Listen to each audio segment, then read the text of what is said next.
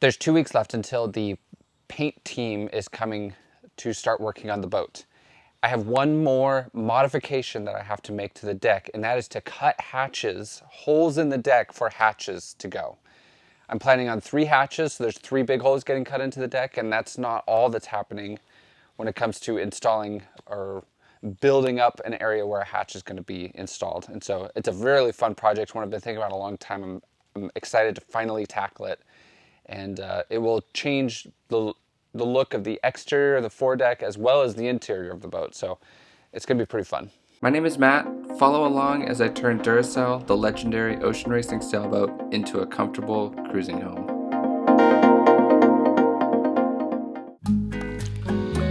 After a long, hard day of laminating, I love to sit back, relax, and watch some lamination.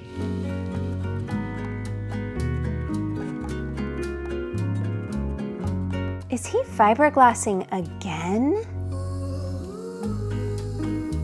That inspector is so annoying. Sometimes we need a break from lamination.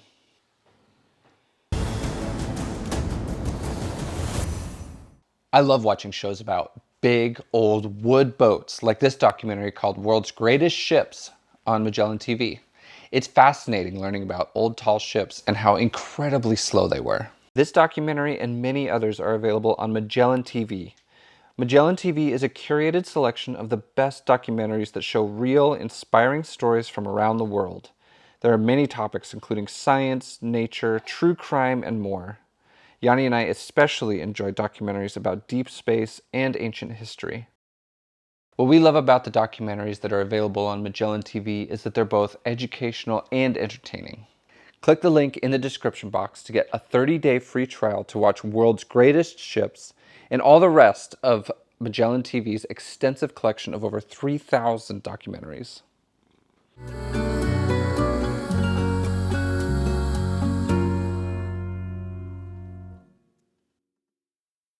Matt has asked for my opinion on a design decision. He's always asking for my opinions on design decisions, and to be honest, I really trust him and really like the choices he makes, and he's thinking about it 24/7.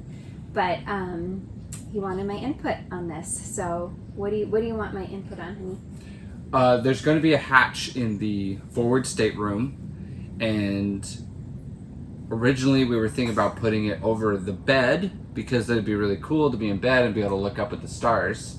A friend of mine was pointing out that hatches notoriously have condensation on the inside of them, especially when it's warmer inside the boat and a little bit chillier outside.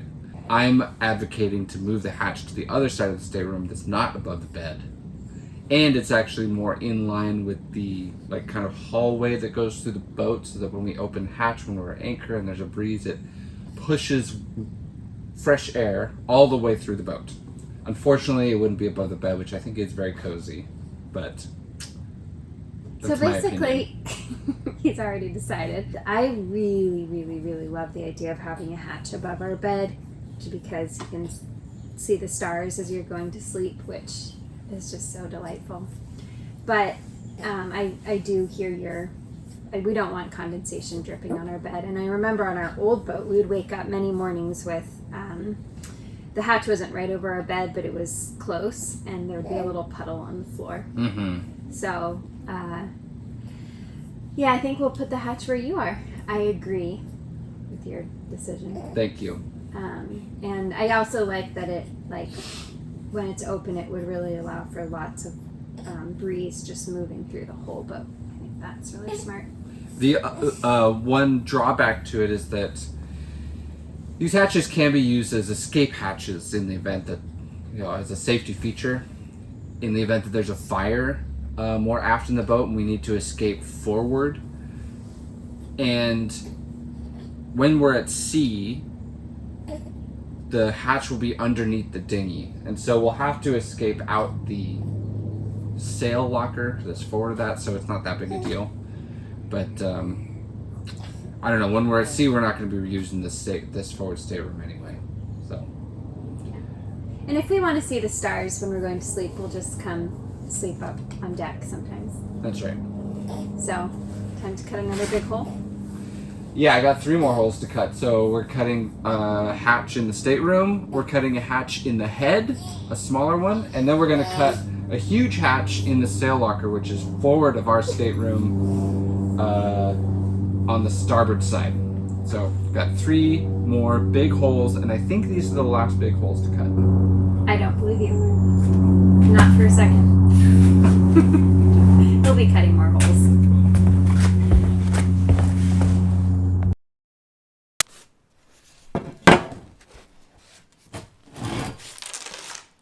I laid out on the deck where the 3 hatches will go. One over the sail locker forward, one over our stateroom, and a smaller one over the head.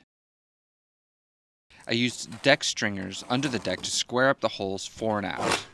Once they were laid out, it was time to start cutting.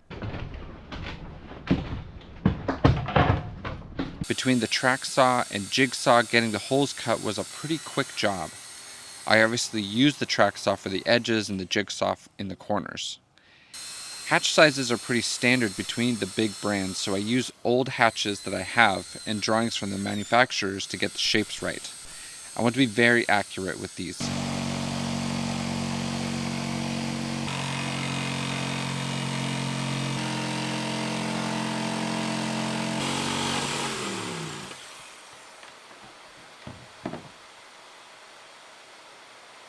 This is the hole being cut for the largest hatch above the sail locker.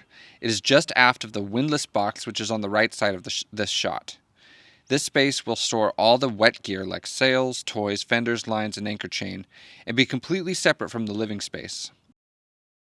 The hatch is offset to the starboard side of the deck because I need to keep the 2 deck stringers down the middle of the deck intact, and the dinghy will be stored on the port side of the deck.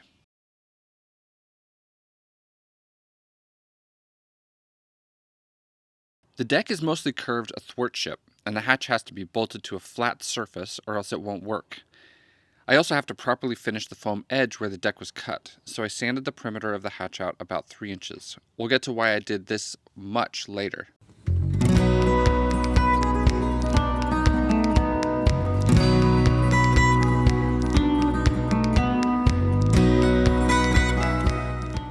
Then I made jigs for each hatch opening out of MDF. These will be used to make the flat platforms for the hatches to bolt to.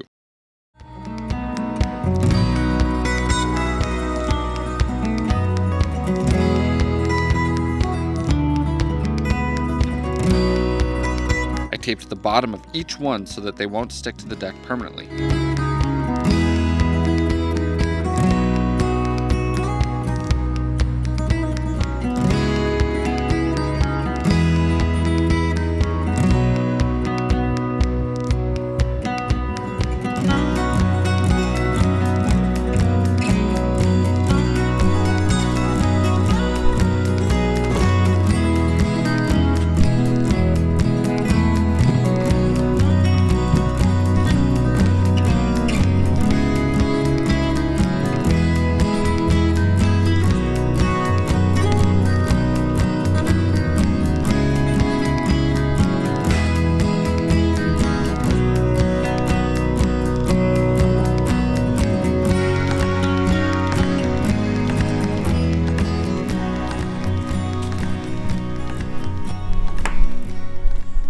I've got this jig pressed down on this hatch. Tomorrow I'll come back and peel the jig off and see how it looks. From there, then I get to do just a quick laminate over it and it should be ready to go. So now I've got this one done. I'm gonna move on to these next 2.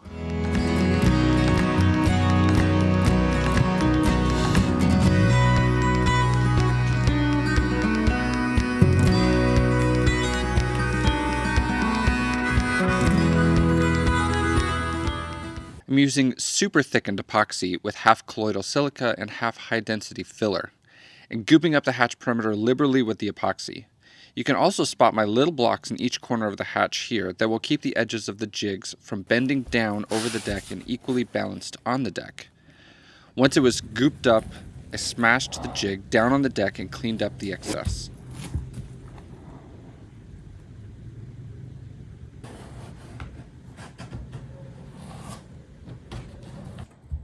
Hey. I'll pause.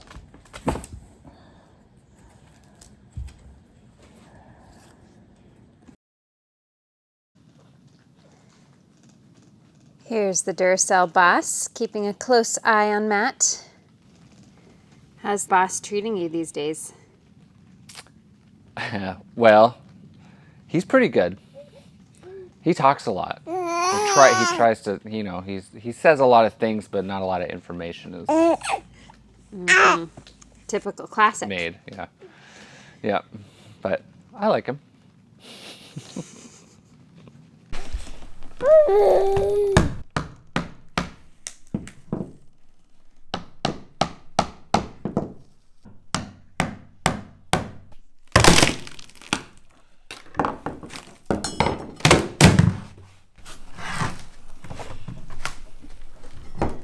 Sweet. Missed a little bit there, but that can be filled. Very nice. Are you ever distracted by how cute your boss is? All the time. It's extremely distracting. My boss and my videographer. Aw. All right, tell us about what's next. So I got this platform made. They're on all three. Still have to peel this one up. I'll do that next.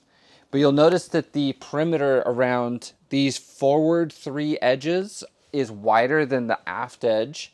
And that's because I'm going to put a water dam around the hatches. And that is to protect the hatches from big waves hitting them and getting underneath the hatch and trying to get forced water into the boat. I'm going to be gluing just L-shaped pultruded fiberglass pieces, and that's why there's this extra width all the way around here. I am still deciding if I'm going to wrap the entire thing with fiberglass, so go from the decks or from the underside of the deck all the way over and over top of the platform down to the original deck, just to kind of stabilize everything in case the boat flexes. This stuff can be a bit brittle and crack, but I have yet to decide if I'm going to actually do that. It would be quite a bit of work. Otherwise, I'm very happy with how they turned out.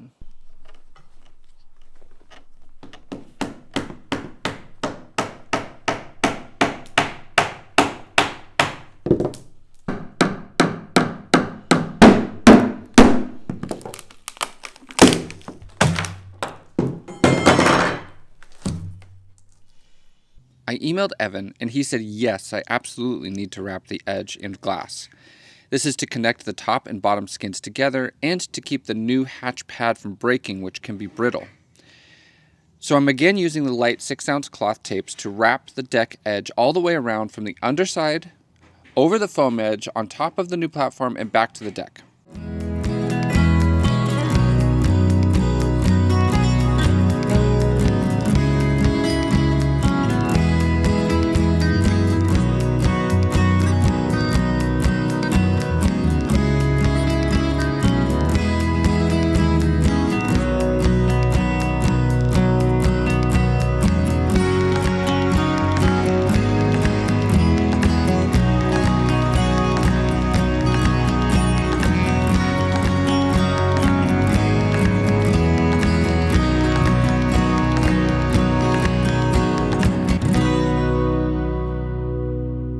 Last night I laminated my hatch pads to the deck. I used colloidal silica and high density filler to make the pads, and then I laminated over them to secure everything, to seal up the deck edge and also kind of tie the top skin and the bottom skin together. It's a very strong hatch opening now. And it's very flat for a hatch to be bolted to. The next upgrade I'm going to do is building water dams or breakwaters that go around the perimeter of the hatch. The breakwater, all it does is keeps too much water from getting underneath the hatch and potentially breaking the seal and getting into the boat. How it works is it's just a piece of something. It can be wood or plastic, fiberglass, metal, that goes around the perimeter of the hatch like this and just keeps too much water from attacking the hatch in this direction and just forcing its way up into the hatch. I have two options. I have this L-shaped material that I bought from McMaster-Carr. I also have this stuff, which is what I cut out from the windows, the new windows that I cut in the hull of the boat. It's this really nice Kusa cord fiberglass with a couple layers of fiberglass on each side. This stuff is super strong. I think I'm going to use this stuff because I need to use the scraps that I've made. And I'll have plenty of uses for this stuff later. This would be easier to build the water dam with, but this will be just as good. And so all it is just a dam that goes all the way around the perimeter. So I'm going to get started with that today.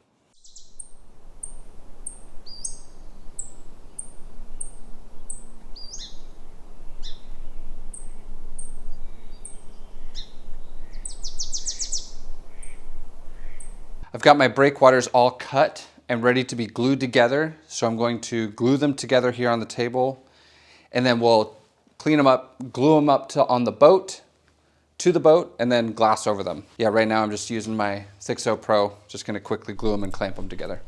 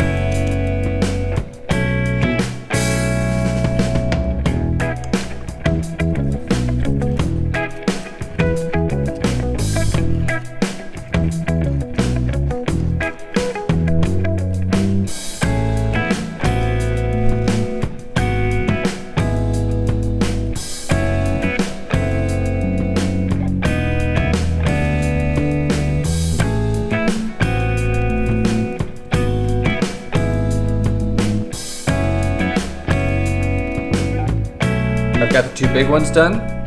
Just got to do the little one that goes over the head and then let them cure, and we'll fit them on the boat tomorrow. I pulled the glued together breakwater off of the table and used my router table to round over the top corners. This will allow the fiberglass to lay over the parts easily and smoothly.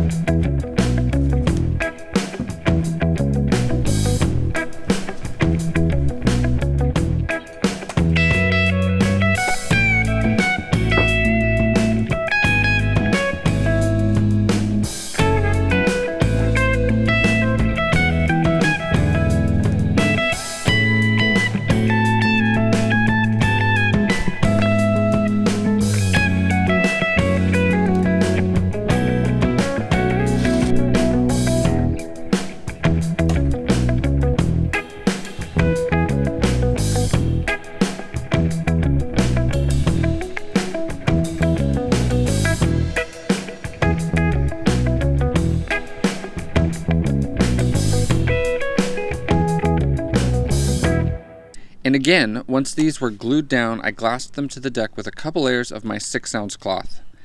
This is another tedious but necessary lamination for building very strong parts. You'll notice that these breakwaters have limber holes forward so that water won't get trapped inside the breakwater.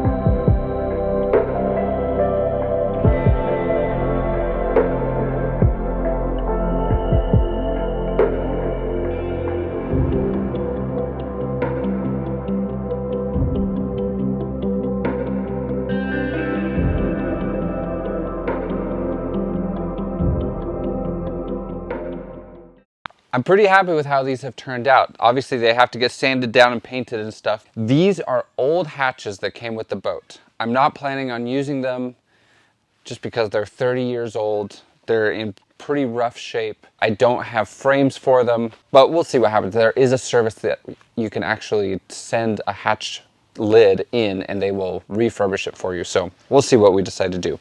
You'll notice that this is the hatch that's above the stateroom, the forward stateroom, and it opens forward. So when you open it up, the hatch faces forward, and that is so that it sucks air into the boat when we're at anchor. Whereas this more forward hatch, this is the hatch that's above the sail locker. This one I have facing aft. And that's because we don't need it to face forward. If we can avoid the hatches facing forward, that's better just for, you know, the waves that are, the water that's going to be all over the deck. Any wave that comes over the boat is going to be coming from a forward angle. And so if I can in any way prevent a hatch from failing, it's to face it aft. So that's why we have it facing aft like this. But it's a really big hatch. It's a standard size. It's the size 70, I believe, from Lumar. Vetus also makes a very similarly sized hatch. Now, I will point out, this hatch especially, it looks like it's not square to the center line of the boat. It looks like it's angled, the forward edge is angled outboard. And I'm not really sure how that happened because I used the deck stringers that are under the deck to find where the edge of the hatch is. I wanted the hatch as far inboard as possible. And so I put the edge of the hatch all the way inboard against that deck stringer. And it looks like the deck stringer is like not square to the boat. So who knows how that happened. I should have taken more accurate measurements, but I kind of just assumed, which is something, especially in this business, you should never do.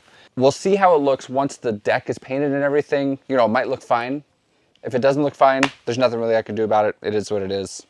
It's character adding to the boat.